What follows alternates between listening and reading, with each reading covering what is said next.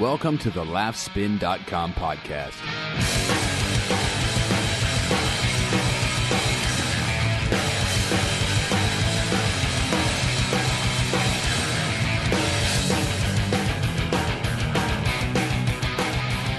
Hello and welcome to yet another episode of the Laughspin Podcast. My name is Dylan Gadina and I'm the founder and editor of Laughspin.com, a place online where you hopefully go for all your comedy news, and not just comedy news, but also exclusive interviews with some of the biggest names in comedy, the best video clips, reviews, and so much more, ladies and gentlemen.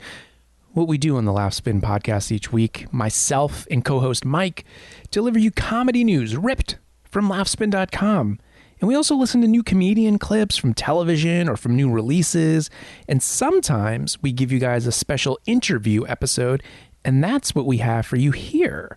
Our guest on this episode of the Laughspin Podcast is comedian Tom Papa, who's been one of my favorite comedians for very many years. But before we get to the interview, I'm pleased, very pleased, to let you know that this episode of the Laughspin Podcast is brought to you by TiVo, the one and only.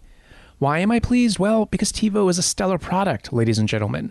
I think because there's so many DVRs on the market right now, we tend to forget that TiVo started it all. And not only did they start it all, but they've gotten better. And in my opinion, they far surpass the other offerings out there. I know this because the DVR that came with my cable package is total crap, which is why I'm now in the process of switching over to TiVo. One of the things I love about TiVo is that it lets you watch your shows wherever you are. They have something called TiVo Stream, where you can watch your shows on an iPad all over your house, and you can even transfer whatever you recorded and take them with you. In fact, if you listen to last episode, Mike had mentioned that he was going on his honeymoon to Ireland, and he's going to do just that. He's going to record a bunch of shit and transfer it onto his iPad, and then bring them to Ireland, where he'll probably drink so much he'll end up vomiting on his iPad and not even remember what it is he's watching. But the point is he can do it, whether he remembers or not. Another cool thing about TiVo that I wanted to mention is that it treats online services like YouTube and Amazon and Hulu Plus like regular networks. So it'll automatically search them just like it would regular television networks. And if you already have a TiVo, you can get something called a TiVo Mini, and instead of getting an entirely new TiVo, you just get this TiVo Mini, and you could slap that thing right on another television from up to 35,000 feet away, and you've got TiVo working on two networks. Now, because you're listening to the Laughspin Podcast, I have a good deal for you guys. If you go to TiVo.com, you can get $25 off a new TiVo Premiere, a P4, or an XL4 DVR. If you use the promo code, and this is important, you have to use the promo code ATC. That's ATC for All Things Comedy, which is our lovely podcast network. And that code is set to expire on November 1st, 2013. So, back to Tom Papa. Tom Papa, to me, to borrow a term from the sports world, he's like a utility comedian. He can basically do it all, and he does it all very, very well. If you've ever seen him live, or if you've seen his special, his special from 2011 live in New York City, you already know this. He's a master joke writer. He knows how to tell a story. His pacing is tops. His delivery is impeccable. And while a lot of his material revolves around the simple things, marriage, kids, just going about your day-to-day life, there's a slightly twisted undertone to it all, in my opinion, and I love that. And the reason I'm talking to Tom in this episode is his latest hour-long special. It's called Freaked Out.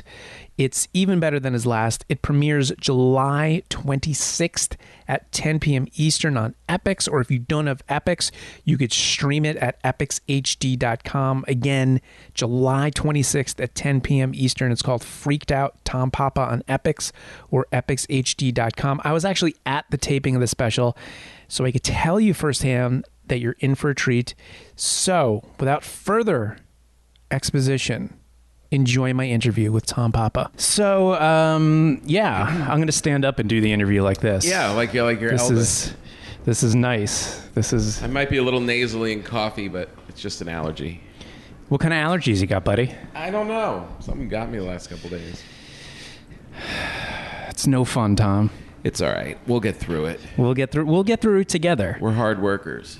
I was talking just before I hit record. I was talking about how lovely the new special actually looks aesthetically. It looks like no other stand-up comedy special I've seen. Yeah. It's bright. Yep. But not like gaudy. The colors. I'm a sucker for colors. I'm like a 5-year-old. I see colors. I'm like, oh my god, that's so nice. Yeah, it doesn't look like any stand-up special you've ever seen. It does look like some game shows you've seen. Yeah, There's a little Gong Show to it. There's a little Donnie Marie to it. Yeah. There's a little Vegas to it. Yeah.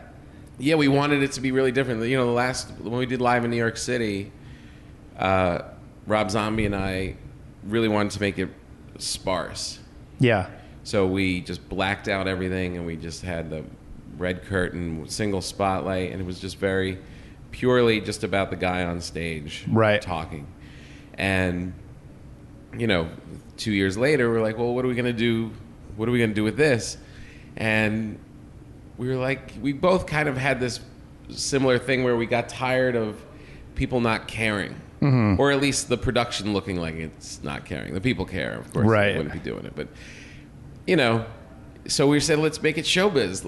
Let's rock it out. I mean, why not? If you wait your whole life, you watch these crazy people on stage doing really flamboyant, fun things. Why can't we do that? Right. And it is a little, a lot of comedy isn't presented that way, but we're like, let's just have fun with it. Let's blow it out and make it a show. Yeah. Let's embrace show business. Let's embrace the people have been dumb enough to give us money, and let's spend it. So we really just designed this really fun space and got dancing girls. Yeah, that was that was a little. I mean, it was a great touch. I attended the special with my niece, who is 16 years old. Who is I love it. She's the only person I know that actually loves comedy who I don't work with on the website. So I'm always very excited to bring her to quality shows. I cherry pick shows. I'm like, this is somebody you should see. Right. And so we've been to a few shows. So that was, the scantily clad dancing girls came out, and I'm like, this is a little awkward. Here I am with my like. Why did it feel sexual? The dancing girls? Yeah. I mean. Because it's I don't know. I'm a dude who likes girls, and there was like a dozen scantily clad, super hot girls dancing. So I guess because am I twisted for making that sexual, Tom? No, not at all. No, but I was just thinking because my wife danced before she was a comedian, and to us it's just part of show business, and it's like, yeah, of course there's a sexy part to it. That's what they're doing, right? But they're also dancing, and it's part of the show, and there's glitter, and there's all this. Oh, absolutely. So, I mean, I really didn't think about what the end result would be. I was just like, we got to get dancing girls and put them in the beginning of the show, and then you start seeing people's reaction. I'm only asking because I want to see what your feedback is, because one friend was like, man, that was awesome. You should have had them come out in the middle of the set and dance some more. And then a couple girls were cool with it. One girl was offended by it. So it's kind of interesting to yeah. I think the big thing is, like you said, you go to a stand-up show, you don't expect it. Right. You do expect it if you're going to see, something in Vegas at some cabaret. Right. I mean, I certainly wasn't. I thought it was funny. Yeah. Because I was. How'd she like the show? The 16-year-old. She loved it. I mean, she's super excited about these new experiences and seeing comedians, and she's like the only one who's impressed because she watches The Daily Show a lot. So I'll say like, I talked to Al Madrigal, and so she actually like knows who that is, and usually it's like I tell my friends, and they're like, I don't know. Right. If he's not on the Yankees, I don't really. No, it's good when people are, because that's what's fun about being in all of this, is that you forget, you forget that to regular people with jobs and they just watch TV and they're not around it all the time. It is pretty special. It's and pretty awesome. unique to actually sit down with Al or run into Colbert or whatever. It's like, you forget. It's like, oh, like, because I have nephews, and it's the same thing. It's like when they hear, they're like, wait, you were with who? Right. Like just at the cellar the other night, I ran into John Stamos and Bob Saget. Oh, right, because they were at the Rickles thing. Yeah, they're doing Don Rickles roast, and so I just ran into him. I know Saget, but I met John, and then just hustled home because I had to get back, and the next morning to tell my kids who are now watching Full House. Yeah. Because it's now a new generation is watching it. They were like, "What? Who did you meet?" And it's cool. It's exciting. You forget how exciting that stuff is for people. You know. Yeah, I start getting a little jaded. Every summer we have interns. Laughspin, the college kids are getting credit for writing. And they'll say, Mike Birbiglia is playing at the Bell House, and like they're like excited about it. I'm like, yeah, okay, like I know, he's that's what he does. Yeah, it's Mike, and like, but it's like I forget. Yeah, that and it's good. And also, to be honest, I was impressed meeting John Stamos. I was excited. Of course you were. Right? It's John Stamos. I'm watching my whole life this guy on TV. It's cool to run into him. Of course. Shake his hand. And I'm sure he's a nice guy. What an asshole. I know. Yeah, he was great. He was sweet. And speaking of running, I got to meet, because of you, I shook Matt Damon's hand. And that was huge for me because it's a big one. I don't go gaga over celebrities, but he's a guy that me and my wife are obsessed with the Bourne movies. Like we almost gave our second kid the middle name of Jason or David, because of course David is Jason Bourne's real birth name.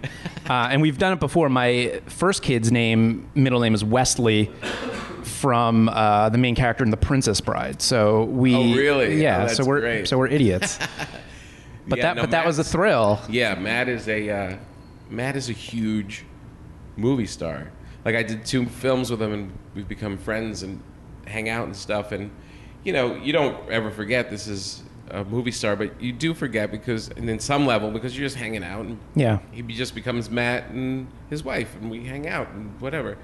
But then you're at home and you're just flipping through the channels. Like yesterday, I flipped through the channels. There was literally Contagion. Yeah.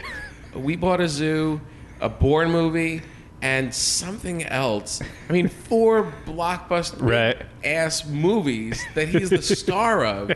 I mean, it's really pretty insane. Yeah. He's one of the biggest stars we have. Yeah. And he was so nice to come down and do my radio show at the Village Underground. Yeah, that's something I wanted to talk about, because I think it's such a unique. So Tom, for you listeners who might not be aware, Tom does this radio show for Sirius XM. Right. It's called Come to Papa. Yeah. And it is an old school radio show. And what that means is Tom scripts an entire show, like with a through line, with a theme, and it's intercut with a great jazz band, with stand-up comedy. But by and large, it's a scripted. Yeah. And you see these awesome comedians on stage reading from a script that they just got like a few hours ago or that day, or do you guys rehearse? If it's a big scene, I'll send it to them the night before. But they come in an hour before. We just run it once, just so everyone can stand there and say it out loud. Right.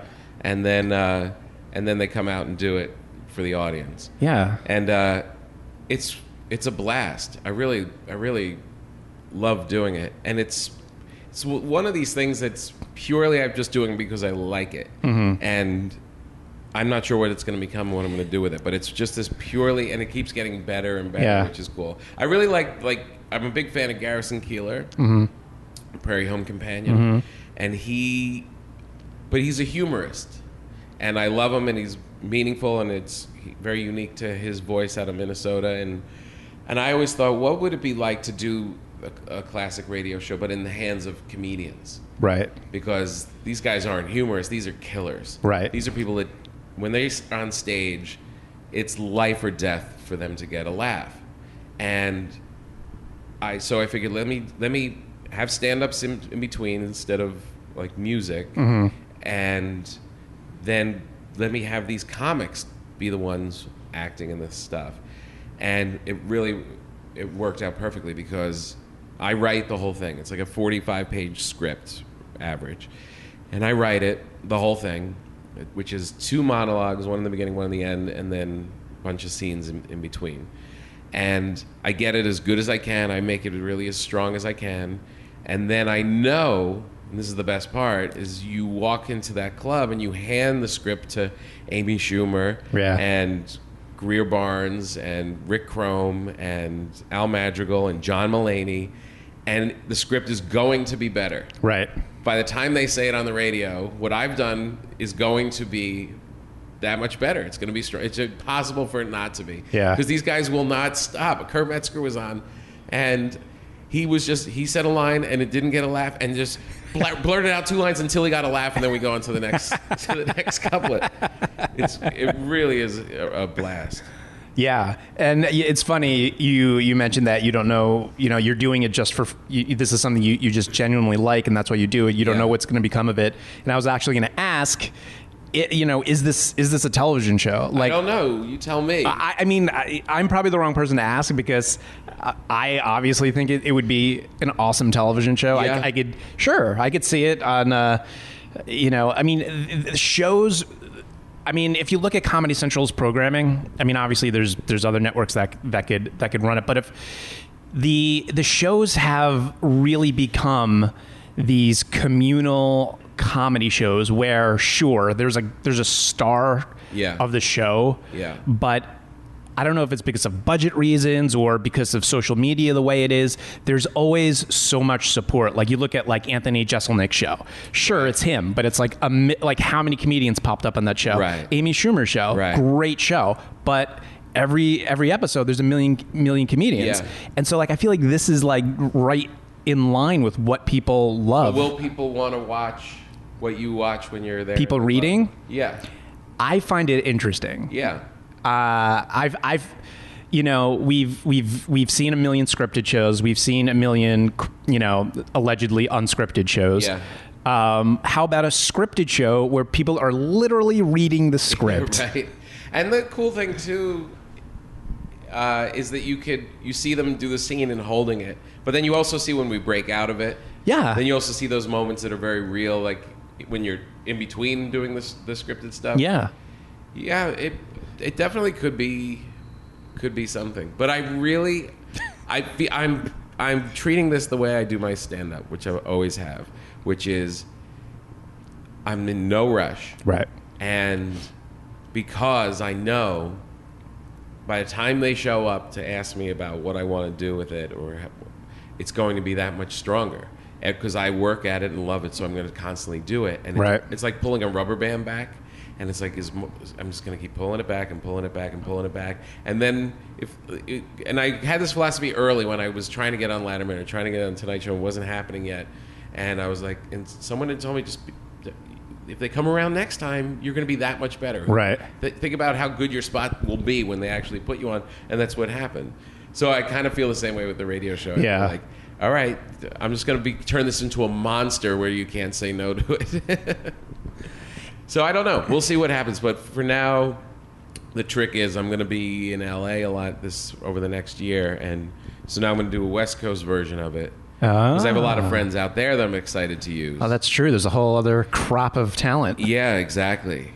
Now I just got to find the right venue and the right band. Because this band that I use, this guy Elio Alves and the drummer Thierry, Elio's a piano player. These guys are, they're world-renowned jazz musicians. Yeah. And they're just happy to do it. It's fun for them to be around comedy and stuff. And they're literally, these people, they play every major place. Yeah, you had mentioned that last show. We have these guys in there, and it just creates, a real classy vibe for it. So I got to find the duplicate for LA. Yeah. No, it's a great touch. I love the fact that you break like in the middle and just like let them play and it's give them their own shot. It's really it's a cool night out, especially I mean for someone like me who's who sees a lot of shows. Yeah.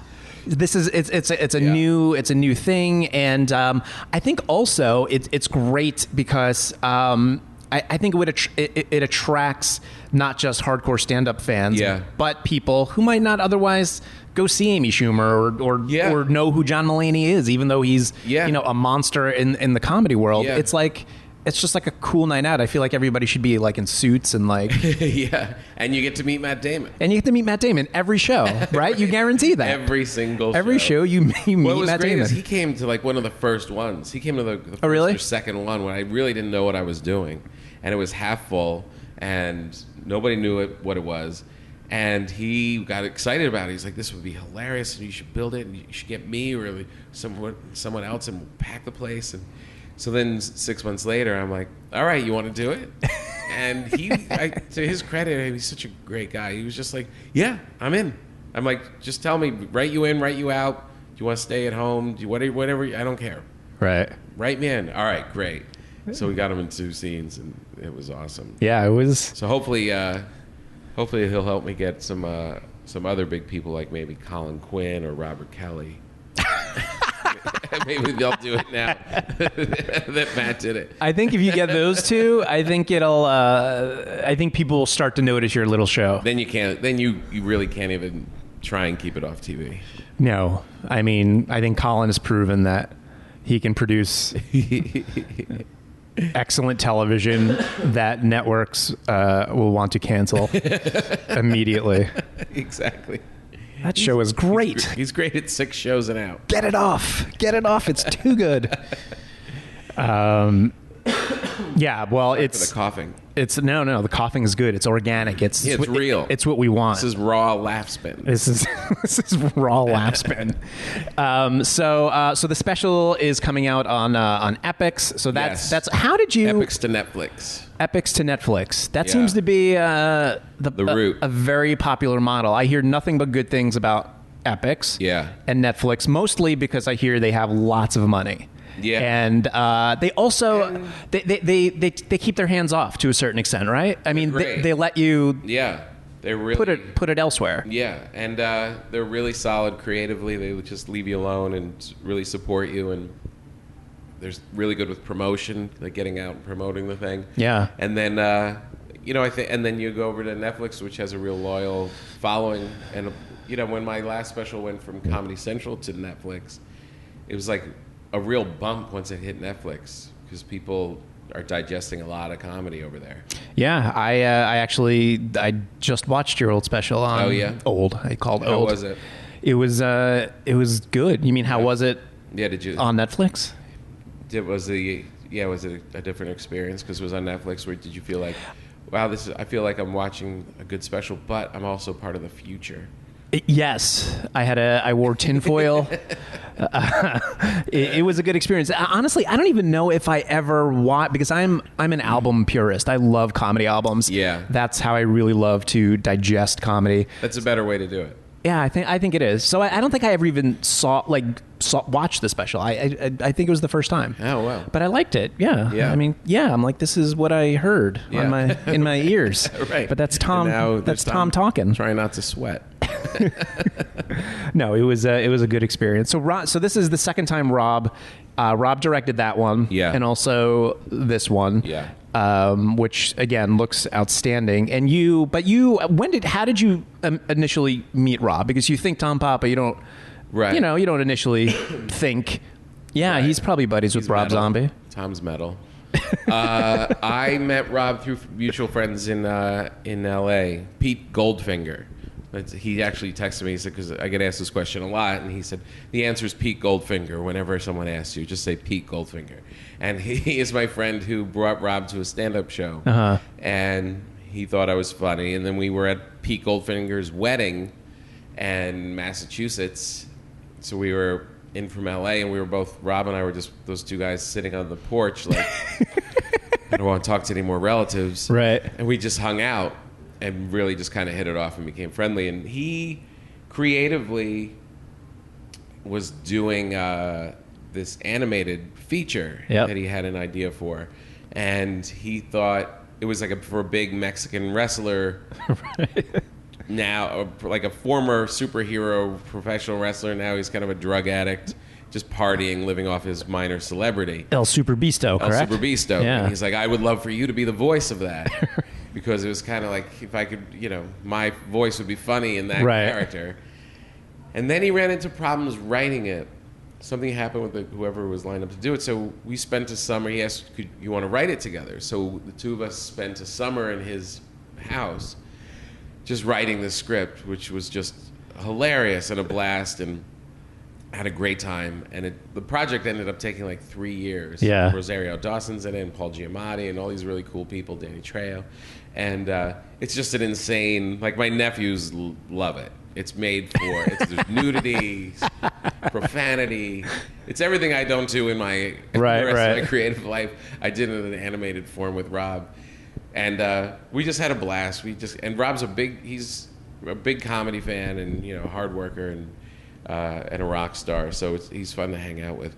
And then when I was looking for a director for my first special, it was around the time we were doing this, and I was just kind of talking out loud, and he jumped on it. I was like, let's do it, And he's a big comedy fan, and he was just getting tired of just seeing specials that all kind of looked the same, right? And that had the same kind of like audience shots and back to the thing, and it just seemed a little formulaic.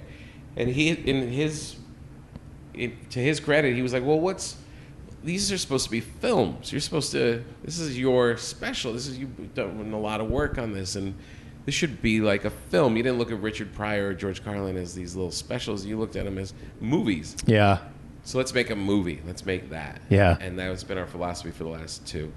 Yeah. No, it's good. And he makes a really good point.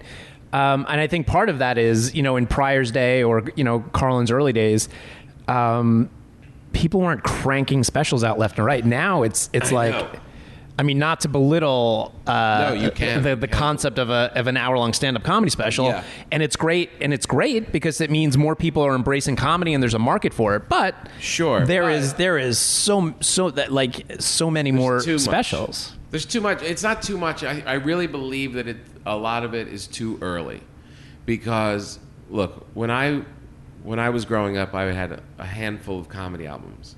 I had Bill Cosby, and I had George Carlin, and I had Steve Martin. And these things were unique and powerful for a reason. Yeah. Because they didn't crank one out every year. Yeah. This was their body of work. And then when they were later in their career, like Carlin later in his career would put out more. But there was these things were, and so I was super, super patient with my stand-up. I was like, well, when I'm good enough for people to come and ask for an album, that's when I'll do the album. Right. And this was at the emergence of people being able to just bang them out on their own and make a CD and put it out. So I put out the first one. Then it was 6 years till Live in New York City. I know. And then I was waiting, Tom. Yeah, I know. But I was waiting because I really naively absolutely was thinking, look, I know I'm good. I know I'm going out and doing what I'm doing, but is it worthy? I wanted people to come and demand it. Right. And now the world has changed, and it's like, no, if you don't put it out, if you wait 6 years, they're going to think you're no longer a comedian. They're going to think, well, where the hell are you? And look, 6 years was a very long time, but I don't think there's anything wrong with doing every 2 years. Yeah. Because I hear a lot of specials by a lot of good people, a lot of friends of mine, and in another year this would be so much better. Like this stuff that's out there is really strong, and there's guys at different levels and whatever, but just look, there's no way around it. Every comic I talk to from Seinfeld on down, that the longer a bit is around, the better it gets. I don't know why it is. It's subtle things, confidence, tiny, tiny tweaks. Even when you're not working on it, your subconscious is working on it when you're on stage. And there is a bit, all of a sudden, 3 years in, becomes a masterpiece because it just hung around. Right. And with cranking out an hour, I'm so tired of people saying my hour, my hour, my hour. It's like right. It's like a mathematic equation is like my hour. I know. How about what you have to say? And if you say it in 40 minutes, that's great. If it takes you 2 hours to say, well, it's fine. How about it's just your work? Right. And let it breathe. Get good. Don't put out an album of great premises. Put out an album of great stand-up. Do you think though sometimes I feel like they're pressured either by agents or managers, or if they're getting even informally developed by Comedy Central, it's like, well, you did X, Y, and Z, now you do now you do the hour. There is pressure, and there's pressure even when you're successful. Like watching my good pal Daniel Tosh. Yeah, and he's a brilliant comic, and he did his thing, goes on tour, puts out a special. And now this is a unique thing because he has real rabid fans that are going to show up who've watched that special 20 times, and now they see him walk out on stage. He needs a new set, or else they're going to be a little unhappy and it's going to be stale. So if you get into that cycle, but how many guys are in that cycle? Honestly, very few, handful, very few. For the rest of us to think, all of this audience has seen my stuff. This whole audience has. I mean, I did a gig a couple of weeks ago just in this little theater in Connecticut. And just as the rhythm of the thing, I popped out a joke, an old joke about getting fat. It's that if you're married, you don't have to stay in shape. You can get as fat as you want. It's the finish line. It's like, I love you, you love me. We can't have sex with other people. Let's eat a chocolate cake. Let's eat a chocolate cake, right. This is a nice little joke. Yeah. And I just broke that out, which I haven't done in 5 years because I'm all about getting the new stuff and going to that joke killed like no other joke in that set. And it realized these people don't know every Tom Papa joke. Sure. These people are here for a night of stand-up. They like me from whatever else they've seen me. And even if they have heard it, they've heard it maybe once on TV or once on thing. They've never seen it live. Right. So there seems to be this obsession. And look, I think this is all because of Louis. Yeah. And his fault. He really kicked the door open and was like, oh, all right, what do you got? Are you going to... And everyone's like, oh my God, we all have to do it. We all have to try and do it. But look, there's different paces to different people. But Carlin was doing it every 2 years. Carlin was doing it every 2 years. Louis doing it every one. Other people are doing it every one. And look, Louis a veteran, and Louis knows what he's doing, and Louis can do it. Look, my last one, this is one that's coming out now, it's only 2 years. And it's better than my last one for sure. But now you know what you're doing. For all these people that are coming up and they just shoot their half hour, and now they're going to spit out an hour, and now they have to go out on tour and they try it. You can do that at 20 years. Louis 20 years in the business, 25 years. I mean, that's a long time. He's a master of what he does. He can get away with that. Someone that's been doing it 8 years, forget it. I guarantee you that your second hour is going to be weak if you put it out in 2 years. Yeah. Unless you're Chappelle or one of those unique savants. Right. Yeah, you have to. It takes a lot of maturity to just let things marinate and just and be patient. Be patient. Look, there is pressure, and it's not just from Louis. Louis created that model, but there's also the culture has changed where we digest stuff quickly. How many times you sit there with your iPhone and you're like, I know. What new music is there? What? I just want new. I want new. Yeah. What new movie? What new show? What new? Give me new. And when I had Pink Floyd The Wall when I was in 6th grade and we got that album, my friend and I still have it. It's still in my apartment. I mean, we carried that thing around like it was a relative, like a weird relative that you just hung around, and every once in a while you took him out and realized why you loved him. Right. I don't do that with the music I digest now. Yeah. It's all just hidden in my phone. I scroll through and I find, Mumford & Sons, and I loved it when I came out, and I was like, where's their new stuff? Why haven't they given me anything new? Like 2 weeks later. Yeah, exactly.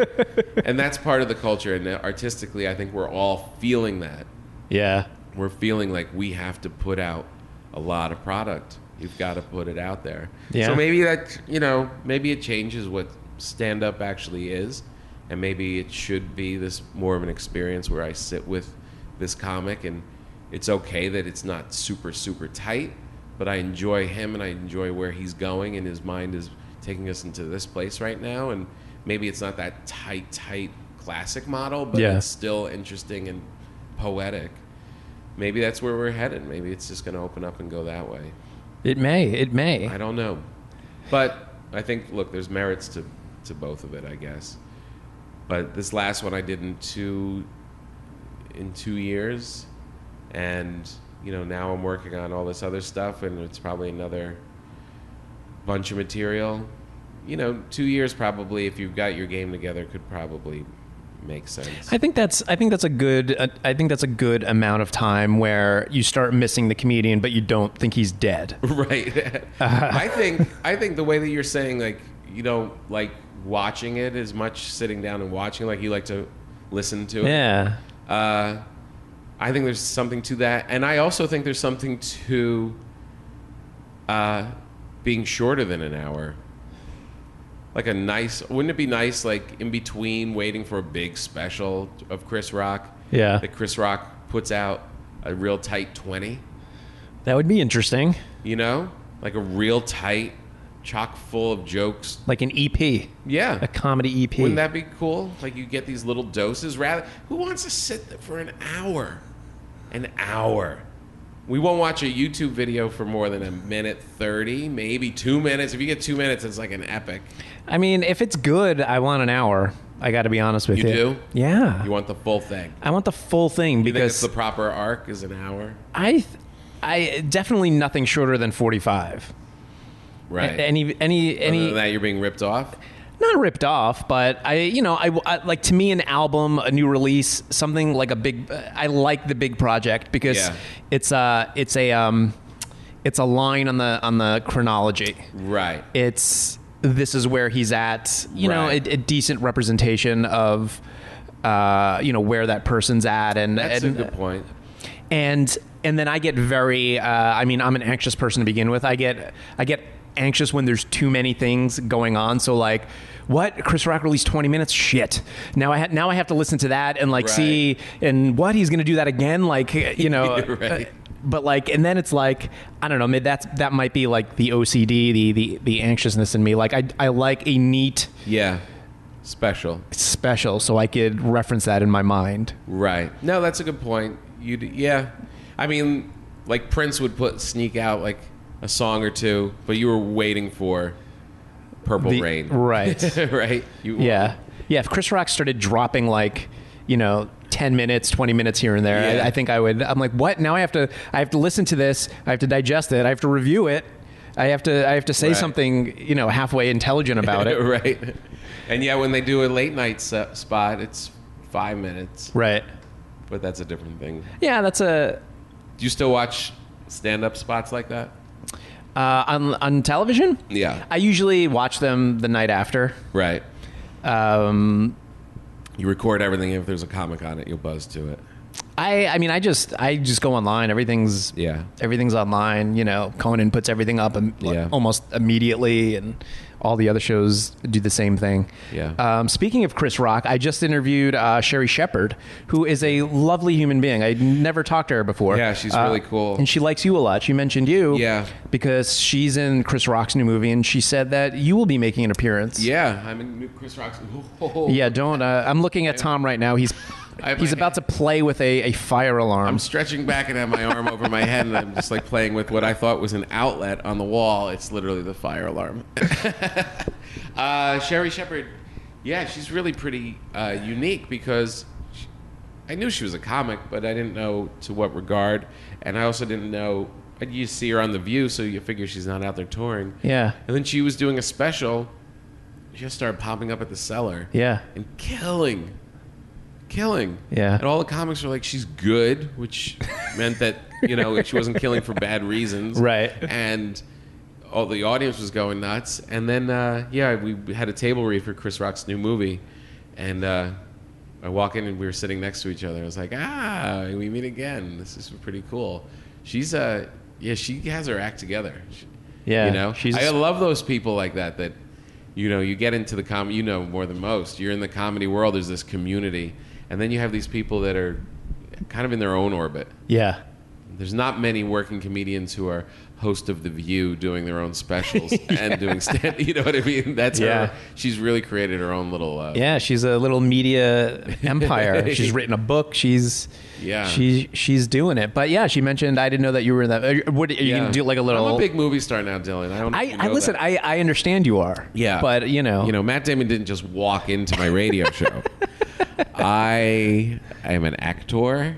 Is this a role, or or is it more of a small role? Yeah, it's just more like a cameo. I just kind of come in and play this crazy fan. It's all about. It's really Chris's life, basically. Yeah, it's a different character, but it's about a guy who was a really funny comedic actor, and then gets serious, and everybody wants him to come back to comedy. And there's other things in his life going on, and when he's dealing with the fame and going around and promoting this artistic film, he runs into like all the numbnuts interviewers like yourself, fans like myself. And, he goes to Sirius XM and all this kind of stuff, and I'm one of the people he runs into, one of the unpleasant people he runs into during it. But it's good. It's really good, and Scott Rudin's directing it. And, that's huge. It could be definitely. There's something to that script for sure. And now that's shooting in New York, right? That is. I think they're just starting this week, actually. And so, but you're going to LA for other things. Yeah, I'm. The most boring part of my life is my nonstop blathering about New York and LA. I'm like a bad comedian from the '70s on Tonight Show. You know what the difference between New York and LA is? I can't stop. I come from here. I live here, New York. This is my home, my artistic fuel, everything. Mm-hmm. And then LA is this place where I went when I had my first TV show. Ended up staying for about 6-7 years doing stuff. And there's a lot of work out there, and there's a lot of cool stuff. And that's where I became a world-renowned movie star. Mm-hmm, mm-hmm. And there's a house, and there's trees, and there's bikes and hula hoops, and my kids really like that stuff. Yeah. So we're going back in a couple weeks for the next school year, so the kids can be kids. Oh, nice. They're sitting here in New York, and the older one really, really digs it, but the little one's just like, what are we doing? Seriously. This place smells. I can't. You want me to swim in a fountain? That's my summer? Really? This is what you're giving me? The dirty fountain? I've got to go dance in that next to this homeless man. Why are we here? I can't go to bars. I can't go to restaurants. I'm 8. What do you want from me in Manhattan? So we're going to go back there for a little bit. So the little girl is 8, and how old's the oldest? 11. All right. Yeah, so they're people. They're like real luggage. People. They have their own luggage. They wheel stuff around. Yeah. They're kind of their own thing now. They're not good at packing, but they can wheel their luggage. We went on vacation and they opened it up, and there's just like a Curious George and some magnets. It's like, really? You didn't even think about socks or underwear? I hope you like that bathing suit, because you're gonna wear it a lot. Didn't you help them pack? No, dude. You let an 11 and an 8-year-old pack themselves? Yeah, you have. What do you have? I have a 4.5-year-old and a guy who's about to turn 2. Right. So Yeah. When you pack, you're packing for everybody. You're carrying all that stuff. Yeah. Do that for another 4 years, another 5-8 years. You're going to be done. Once you see him wheel his luggage, you're like, all right, you're on your own. I'll meet you in the car. That's it. It's enough. Let them be people. Yeah. No. All right. I don't doubt that that's where I'm going to be. You'll help them in a few years. I'll help a little bit. A little bit. You'll be tired.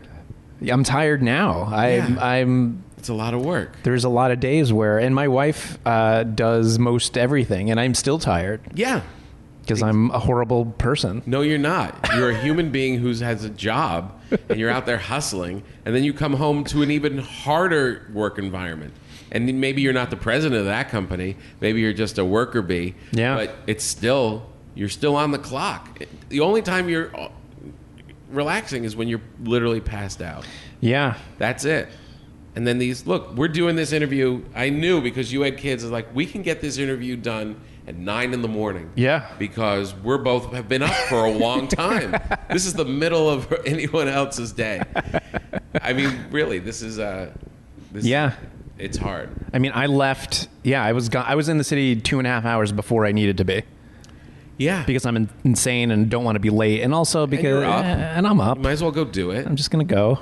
And look, I don't know what your dad was like, but my dad was part of that generation where he worked and did not deal with the other stuff. He didn't look at his home as like another place of work. He looked at that's the place where people shut up when I walk in because I'm tired from working. Right. And he would relax. You know, we're in it. Yeah. Even if you don't look, my wife is the same. She does everything, but I'm still hustling around and being asked to go do all these events and do all this other stuff, and it's a time suck. It's a mental, physical, draining thing.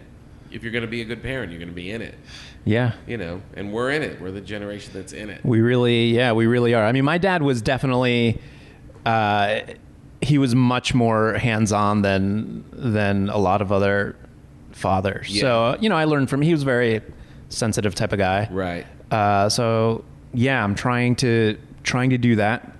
But yeah, I mean, the whole stretch that you did on the last special just was so comforting to me about, you're in the kitchen, you're drinking so much, you're drinking more now, and it's not like the fun type of drinking. Right. I mean, that sort of comedy like just comforts me so much because I know it's like I'm not alone. Right. And it's okay. Right. And maybe I'm not a horrible person for, feeling like I do not want to bathe my kids. Right. I'll get the option. My wife will be like, do you want to bathe the kids or clean the kitchen and do the dishes? I'm like, I'll clean the kitchen. I can control what goes on in the kitchen. Yeah. The dishwasher is not going to hit me in the face or start screaming. I can think about my work while I'm doing it. No, I know. I had those. My wife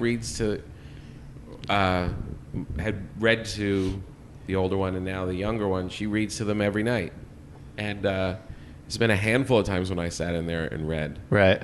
And she just loves it so much, and she's so good at it, and that's their time together. And I don't have to feel like I'm a bad person because I'm not doing all of it. Right. I do my things, but you can't feel guilty about it. We're so over it. We just have too much time on our hands. When people didn't have that much money in the country and were hustling and everyone was working, they didn't sit and think about their kids' feelings. Right. And am I reading enough to him? And is he going to remember this? It was, I got to work and we're not going to be able to pay them more. Right. Or my kids are going to die. Yeah, or they're going to die. Everyone shut up. I'm freaking out. Just shut the hell up. I'm losing my mind. You guys don't see the bank account. I do. We're going down. Everybody shut the hell up. Oh, it's okay.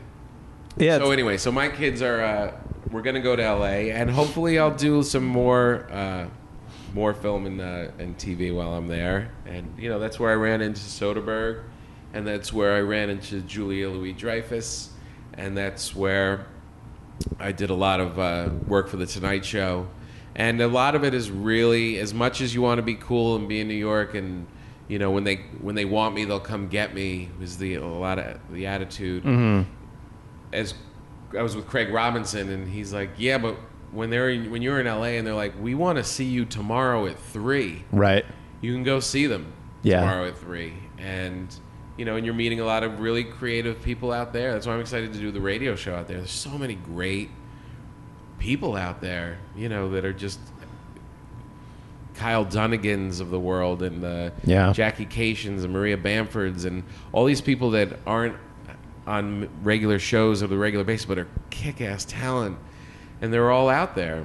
And it's just as creative. You can get lulled into, New York is the more creative place, and for my nature, it is for my writing, but you can't deny that there's a lot of great stuff comedically coming out of there. Yeah. And so I'm going to go be a part of that for a little bit, and I'll always be back and forth, but that's where I'm headed. Yeah, I think that's a healthy attitude. I mean, you can't discount an entire coast. No, because you like hanging around. I don't know. Because you like smelly sidewalks, and I mean, I love New York, but no, you know. Yeah, and look, and it's all how you work it too. You know, there are people who go out there and stop being comedians. There's a lot of that. There's a disease of that. Yeah. Of people who go out and they get a job writing on something or doing whatever, and then their stand-up goes away. And I don't want that to happen. It won't happen for me, but that is the disease out there. Because, you know, here the energy makes you go out of your apartment. Right. You're sitting inside, you feel the hum, and it's like I should be out doing spots because that's what I do. And there's so many places, and it's. Yeah. I mean, you could do a lot. You know, I'm sitting there in LA, all the neighbors' lights are going out at 9:00, and it's like when my kids are all going to sleep, and it's like, should I be going? I should just screw it. Let's have a second martini and stay in tonight. It'll be all right. We'll go out on the weekend. And then you're down to like 2 spots a week. Right. You're like, it's good though. We're living our life. And it's like, no, you don't have a life. You're a comedian. Yeah, the energy is definitely different. I mean, I remember. I mean, I don't know if you still do this, but I remember you like headlining at Gotham. And then, like, between your headlining sets, going, you know, a few dozen blocks down to the Cellar. So you do a 45-minute to an hour set at the Gotham, and then do a 10-minute spot at the Cellar, and then come back to Gotham. And what the? Yeah. Like, what are you doing? I know, right, exactly. I remember running into Mitch Hedberg. I was thinking about it this morning, actually. I don't know why, but I ran into Mitch Hedberg at Stand Up New York, and I was like, panicked because I got to go. From Stand Up New York, I got to all the way downtown to my next spot, and I'm running out of time, and I got to figure, and then I got to come back up here, and you know, for another one, and that's a big commute. And Mitch was just there with his drink, just at the bar, going, "Yeah, I'm one spot a night is good for me. I'm good with that. Why do I need more than one?" And I was like, "You can do that?" Well, you could do that if you're Mitch Hedberg. And the rest of your life is interesting, and you're coming up with all this brilliant stuff because you're crazy, crazy good. I was like, I always felt like, no, I'm going to treat this like a shift at UPS. Right. I'm going to work so super hard so I can have the opportunities that Mitch has just from being crazy, off the charts comedy alien. I'm going to just work super, super hard so I can hang out in the same orbit as this guy. So when I'm in LA, I hustle it up too, but it's more of you know, get in the car. I'll do the improv in the Laugh Factory, right? You know, which isn't a real killer, or I'll do Comedy Magic Club and then come back up and do the Laugh Factory on my way home. And I think the big mental thing for me is not to be too picky about where I go. If you get picky out there about where you're going to go, you're not going to work that much. So right. Good crowds, good clubs, bad clubs, whatever. I just kind of make sure you line it up and go do it. Yeah. You know? Yeah. And it'll be good. And then my kids will have hula hoops again. Hula hoops are good. Yeah. My kids are just starting to get into hula hoops. Yeah. Have you done it yet? Showing them how to do it? No. Your hips don't go? I'm going to try. Today's the day. There's nothing funnier than a dad that can't hula hoop. It's like just putting it on a broom handle and trying to. Maybe I'll practice a little bit by myself first, and I'll be like, "Yeah, I'll show you how to do it." Do you feel like it's summer? Do you feel like it's summertime? Like when you're not in school and stuff, do you feel like, hey, it's summer, or do you feel like it's just one year and it's a little hotter? This year I think is the first time in a long time I feel it's summer, mostly because we're renting a house in New Jersey. Actually, that you live in? That we live in. Vacation in? Oh, no. We live you're renting a house. Oh, you've gone from an apartment to a house. Correct. Okay. We owned a 2-bedroom condo that is now worthless. And congratulations. Yeah, it's completely worthless. So we left it. Just walked out? We pretty much walked out. Where was it? In Hackensack. And why is it worthless? Well, the exterior of the building was not kept up properly. Oh, boy. And there is now $1.2 million worth of damages. And because the management company prior to this management company fucked up so bad, they have no money. So whereas in a normal condo building, they'll assess you a little bit of money, right, but they have a pool of money to begin with, they had no money. So they literally assessed me $36,000. Lump sum. And they were like, so we need this money, and everybody's going to chip in. And they gave like no assurances, no like receipt, nothing. They're like, just give us money. So we were like, F this. So we got a lawyer and we walked out and we're dealing with it. And wow, what a nightmare. So yeah, it's so now you're in a house. So now we're renting a house, which is so much better, which is great. You have a little yard. We have a yard and we have neighbors that we love. Right. And I never wanted a house. I was like, I love condo living, townhouse maybe, but we have a yard. We could let the kids out. It's great. The kids go out. The other kids next door hear them, and they just come over. And I'm like, wow. Yeah. This is normal life. This is nice. Yeah, it is good. It's good for a while. So now you feel like, because the kids are walking around with popsicles, it feels That's like right. It feels like summer. My wife literally has the sprinkler going. They're running through the sprinkler. And I'm like, God damn it, this is quaint. This is summer living. They're running through the sprinkler. They have ice pops. I feel like that's, I think you really have to, I think it's important to realize it's summer and be like, no, we're supposed to screw around a little bit. Yeah. I mean, look, I work really hard and work all the time. But you should crack out a popsicle and you should screw off and go to a movie for the air conditioning. And you should, right? It is summer. You should screw around and go to the beach and get drunk in the middle of the day. I'm planning on doing. We have a porch. Oh my God, I can't. The porch. The porch is. I have a porch too. That's a good thing. I never not want a porch now. Do you smoke cigars? No. Do you like cigars? No, but I'm willing to try, Tom. You should try it. I'll do anything. Think of yourself as Thomas Jefferson looking over Monticello. Just you're sitting out there. Everyone's asleep, and you're just sitting out there by yourself for a little bit. Maybe you have the iPad on the side, and just crank out a cigar, even if you just puff once in a while. It's a very soothing. There's a reason that tobacco became very popular. Does it really? Does it like? Yeah, it soothes relax. you? It soothes you. Yeah. I'm trying to find a good. I know wires you a little bit. Oh, it does? A little bit, but not like a caffeine buzz. But it's very relaxing. I know you're a martini drinker, and I'm constantly asking people who are adults and drink adult drinks what to drink to, like, relax and calm down. To relax you. What do you like exactly? I really like. I really like vodka. I really like martinis. That's like the 5 o'clock, the classic cocktail hour kind of thing. Having one is really like if you have one, it's a nice little buzz. You're happier. You're relaxed. The day kind of drips off you. You go 2, now you're getting into the not wasted, but you're changing it. And I have a very low tolerance. Yeah, so one like little one. So when you say vodka martini, I literally I'm a horrible. I know nothing about Kettle drinking. One in a shaker with a bunch of ice. You put a tiny drop of vermouth in. Okay. Martini Rossi little green bottle.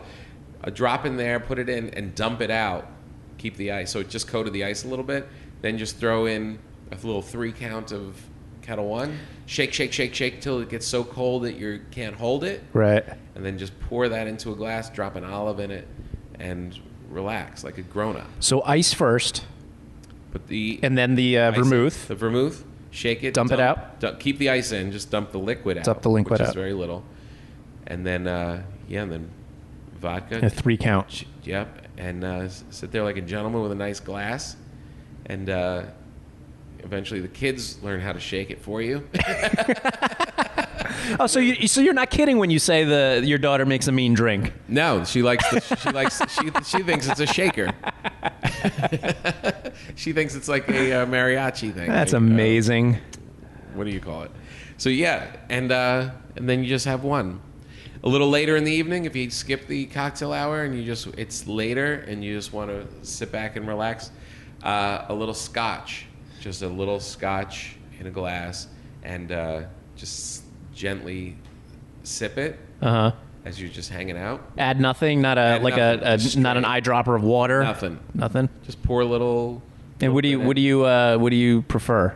Brand wise, I like Lefroy is really good. Okay. And Lavoglen. Okay. It's really good. That's like a peaty kind of a smell. It's like feel like it came from like a cave. It's kind of peat mossy and really good. I think I may have tried that. Michael O'Brien, your publicist. Yeah. I think he might have given you a bottle? Because I was asking the same question. No, not giving me a bottle. No, no. But we were at a place and we had a. It's good. I really enjoyed it. It's really good. It's very soothing, and that's like a nice little. And the thing about those kind of things is they're really well made. So even if you have two, you're not hungover. Then you wake up just like normal waking up. You're not like dusting off like a Budweiser hangover. Really. There's a book out called, I think it's called, I always screw up the name of it. Martin Amis is a great writer, and his father was a great writer. I forget his name, something Amos, of course. And he was like this English, like gentleman, kind of like a Hemingway kind of a drinker. So he wrote a book called On Drinking, which is not the title, but close enough for you to Google it. And it's all about how to drink like a grown-up, how much to drink of wine, how much to drink of these different alcohols. And it's like this really like hardcore. I have it on my end table next to Fit for Life, which is like how to live a healthy life. I have this book all on drinking like as a grown-up. And it really is good. Like if you're responsible and handle it the way, you're not like just a dummy, just downing stuff. Right. You're wasted, and then what kind of fun is that? So you kind of learn all of these different things. The one thing I didn't like is that he really shits on vodka. He's really like, kind of calls it a ladies' drink, basically. And I was like, that's what I drink all the time. I was like, but I can't drink gin. It's not good for me. I don't have the same fun. Well, I think you've given me this has been very educational. I appreciate it. Yeah, your input. You're a man with a house. I know, and it's summertime. You should be doing something. I should. Yeah, take care of yourself. You're the dad. You're the leader. You've made these people, Dylan, and you are their leader. So you've got to act like it. I am so not their leader. Tom, it has been wonderful speaking with you. It's always a pleasure. Thank you so much for taking the time. I know you're a busy dude. Yep. And thank you for life advice, for drinking advice. I think we've covered a lot of good ground. I hope I was funny enough. Hope I was interesting enough. And I think I was. Sorry for the coughing. Yeah, that's... Do you smoke? You don't smoke any cigarettes? Never in my life. I've smoked weed maybe 5 times in my life. Yeah. Again, willing to do it. So you're ready to go. Ready to go. Just start with the vodka and we'll go from there. Yeah, I just never. Well, you can't. Don't worry about that. Just drink like a gentleman. Just drink. There's a reason that the 5 o'clock cocktail hour for parents has stayed in the culture for as long as it has, because it really, really works. It really does the job, and it enables you to still be responsible while you do it. Yeah. So embrace that for a little bit, and we'll talk after the summer. All right. Good deal, Tom. Thank you. Enjoy your life. And there you have it. Thanks again to Tom Papa for spending some time with me. And thanks to you guys for tuning into the Laughspin Podcast. I really do appreciate it. And remember, be sure to tune into Epix or epixhd.com on July 26th at 10 p.m. Eastern to watch Tom's new special, Freaked Out. You will not be sorry you did.